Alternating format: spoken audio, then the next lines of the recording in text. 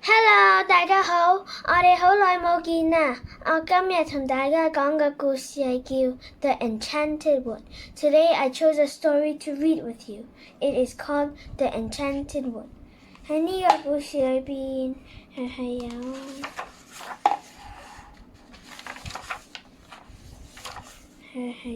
33個 chapter 嘅。In this book there are 33 chapters.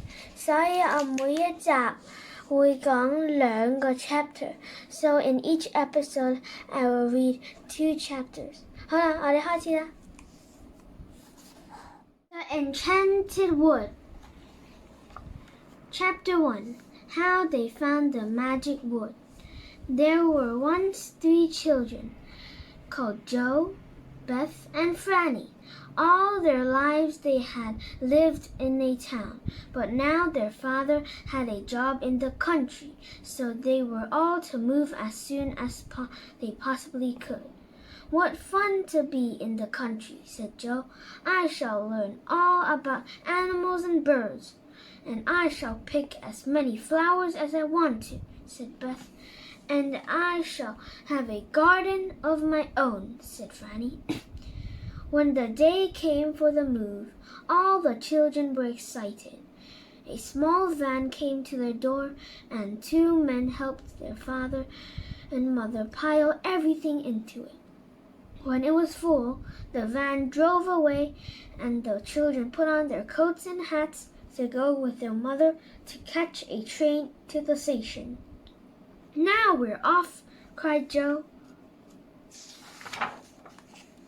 The country, sang Beth. We might see fairies there, said Franny. The train whistled and chuffed out of the station. The children pressed their nose to the window and watched the dirty houses and the chimneys race by. How they hated the town. How lovely it would be in the clean country, with flowers growing everywhere and birds singing in the hedges. We might have adventures in the country, said Joe. There will be streams and hillsides, big fields and dark woods. Ooh, it will be lovely. You won't have any more adventures in the country than you will in town, said their father. I dare say you will find it all very dull. But that's where he was quite wrong. My goodness, the things that happened to those 3 children. They arrived at last at the tiny station where they were to get out. A sleepy-looking porter put the 2 bags on a trolley and said he would bring them along later. Off they all went down the winding country lane, chattering loudly. I wonder if we've got a garden, said Franny. But before they reached their new home, they were tired out and could not bother to say a word more to each other. Their cottage was 5 miles from the station, and as the children's father could not afford to do anything but walk there, it seemed a very long way indeed.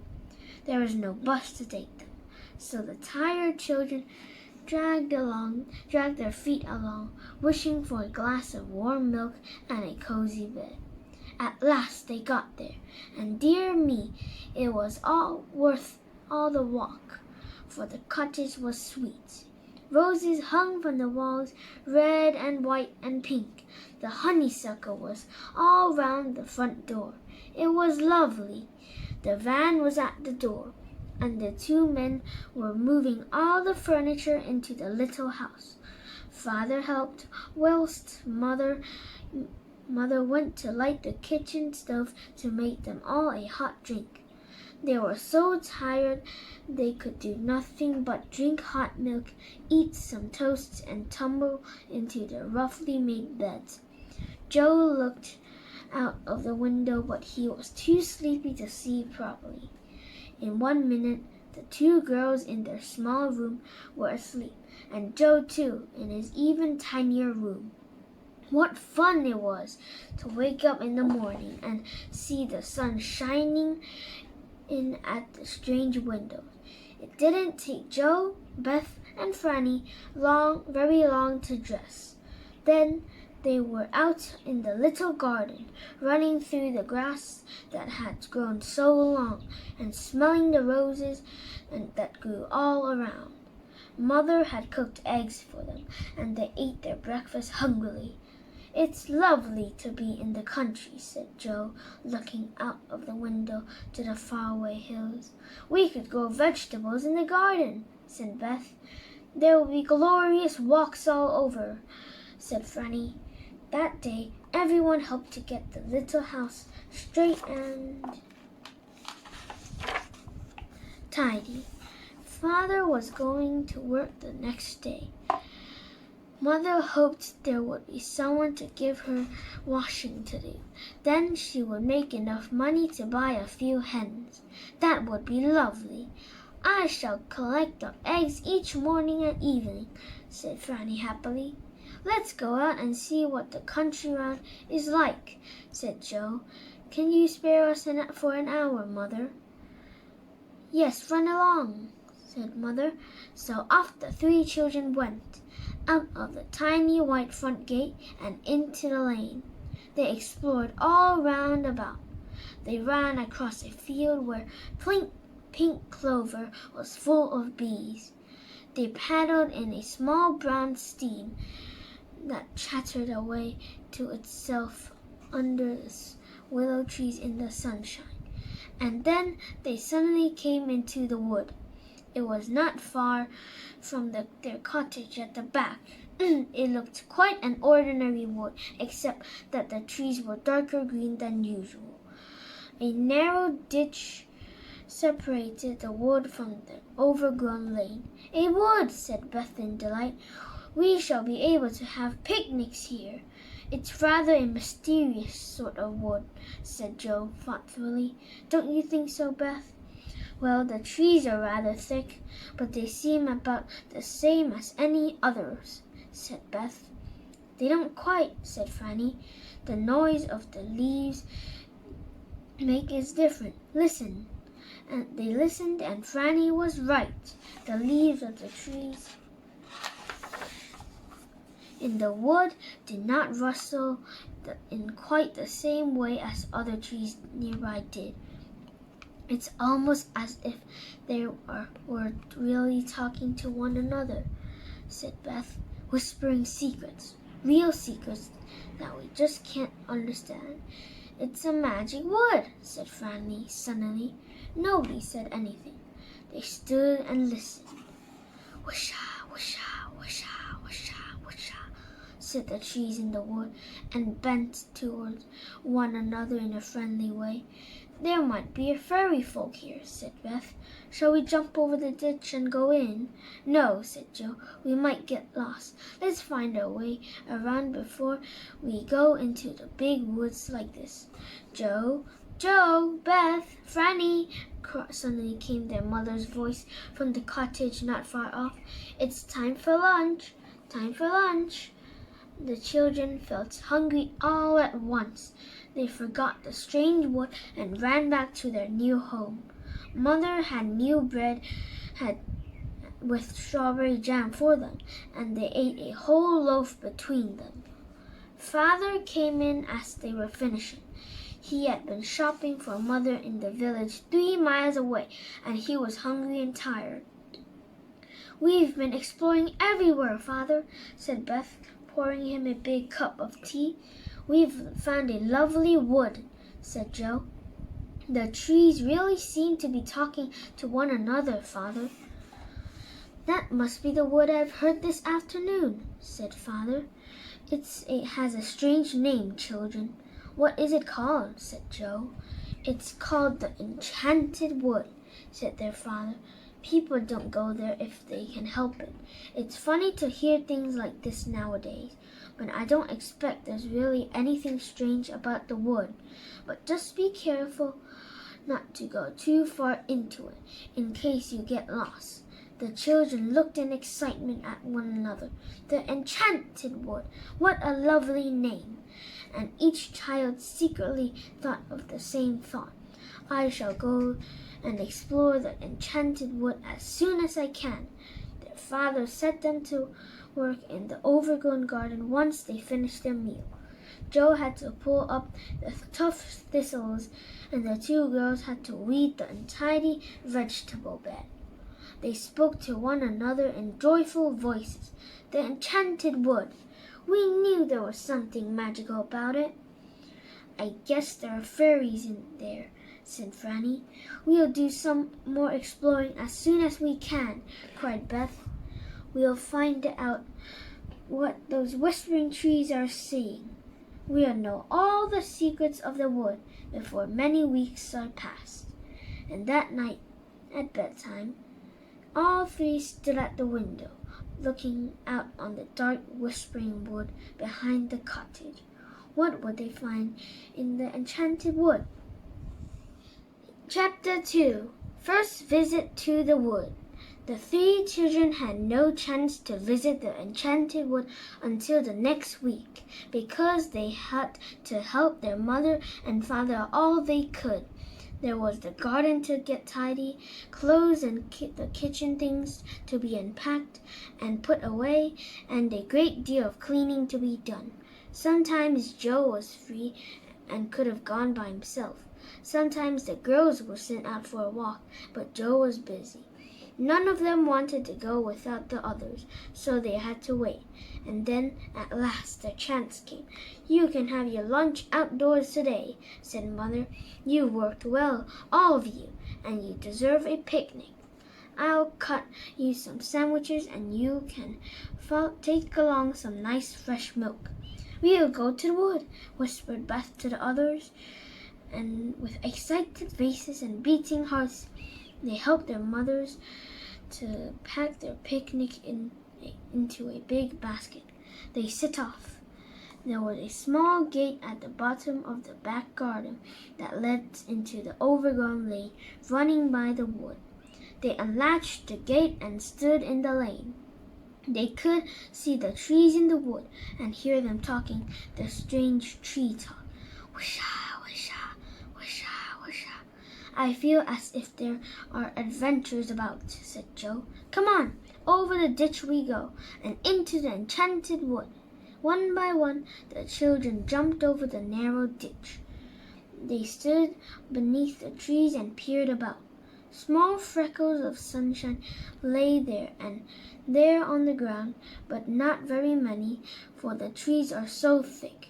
It was dim and green there, and a small bird sang an odd little song over and over again.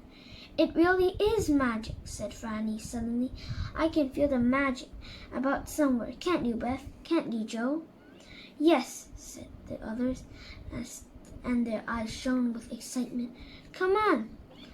They went down a little green path that looked as if it had been made for rabbits. It was so small and narrow. Don't let's go too far, said Joe. We better wait till we know the paths a bit better before we go deep into the wood. Look about for a place to sit down and have our sandwiches, girls. I can see some wild strawberries, said Beth, and she knelt down and pressed back some pretty leaves, showing the others deep red strawberries below. Let's pick some and have them with our picnic too, said Franny. So they picked hard and soon had enough to make a fine meal. Let's sit down under that old oak tree over there, said Joe. It's all soft moss beneath. It will be like sitting on green velvet cushion. So they sat down and unpacked their sandwiches. Soon they were munching away happily, listening to the dark green leaves overhead, saying whisha, whisha all the time. And it was whilst they were in the middle of their picnic that they saw a very peculiar thing. Franny noticed it first. Not far off, a clear piece of soft grass. As Franny looked at it, she noticed bumps appearing on it. She stared in surprise. The bumps grew. The earth rose and broke in about 6 pieces. Look, said Franny in a low voice, pointing to the piece of grass. What's happening over there? All three of them watched in silence, and then they saw what it was. 6 big toadstools were growing quickly up from the ground, pushing their way through and rising steadily. I've never seen that happen before, said Joe in astonishment. Shh, said Beth. Don't make a noise. I can hear footsteps. The others listened. Sure enough, they heard the sound of pattering foot and little high voices. Let's get behind a bush, quickly, said Beth suddenly. Whoever it is that is coming will be frightened if they see us. There's magic happening here, and we want to see it. They scrambled up and crept quickly behind a thick bush, taking their basket with them. They hid just in time, for even as Beth settled down and parted the leaves of the bush to peep through, there came a troop of small men with long beards almost reaching the ground. Elves, whispered Joe. The elves went to the toadstool and sat down on them. They were holding a meeting. One of them had a bag with him, which he put down behind his toadstool. The children could not hear what was being said, but they heard the sound of chattering voices and caught 1 or 2 words. Suddenly, Joe nudged Beth and Franny. He had seen something else. The girls saw it too. An ugly gnome-like fellow was creeping up silently behind the meeting of toadstools. He's after that bag, whispered Joe, and so he was. He reached out a long arm. His bony fingers closed on the bag. He began to draw it away under a bush. Joe jumped up. He was not going to watch people being robbed without saying anything. He shouted loudly, "Stop, thief! Hey, look, that gnome behind you!" In fright, the elves all leaped up. The gnome jumped to his feet and sped off with the bag. The elves stared after him in dismay. Not one of them followed him.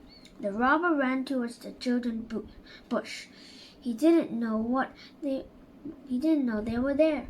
As quick as lightning, Joe put his foot and tripped the running gnome. Down he went, crash! The bag flew from his hand, and Beth picked it up and threw it to the astonished elves, who were still standing by the toadstools. Joe tried to grab the gnome, but he was up and off like a bird. The children tore after him.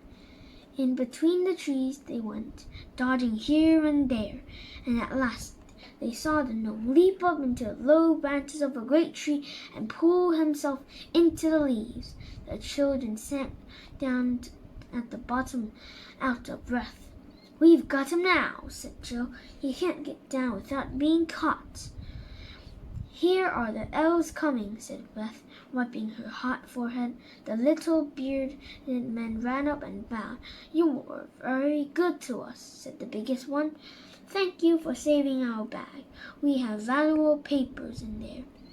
"We've got the gnome for you, too," said Joe, as he pointed up into the tree. "He went up there. If you surround the tree and wait, you'll be able to catch him as he comes down." But the elves would not come too near the tree. They looked half frightened of it. "He will not come down until he wants to," said the biggest elf. "That is the oldest and most magic tree in the world. It is the faraway tree." "The faraway tree," said Beth in wonder. "What an odd name. Why do you call it that?" "It's a very strange tree," said another elf. Its top reaches the faraway places in a way we don't understand. Sometimes its top branches may reach into witchland, sometimes in lovely countries, sometimes in peculiar places that no one has ever heard of. We never climb it because we never know what might be at the top." "How very strange," said the children. "The gnome has got into whatever place there is at the top of the tree today," said the biggest elf. "He may live there for months and never come down again. It's no good waiting for him. and it's certainly no good going after him. His name is Creepy, because he's ever creeping about quietly. The children looked up into the broad leafy boughs of the tree. They felt tremendously excited. The faraway tree in the Enchanted Wood. Oh, what magic there seemed to be in the very name.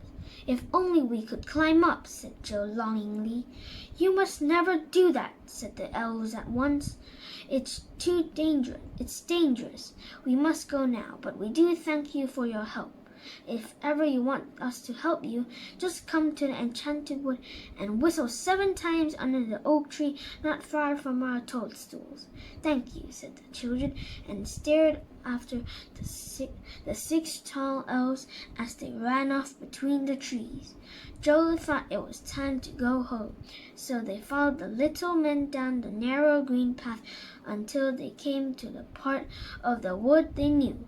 They picked up their basket and went home, all of them thinking the same thought. We must go up the faraway tree and see what is at the top. 好啦，我今日就講到去 Chapter 2啦。我下一個集就會由 Chapter 3開始講。Today I have read to Chapter 2. In the next video, I'll start reading from Chapter 3. Bye bye!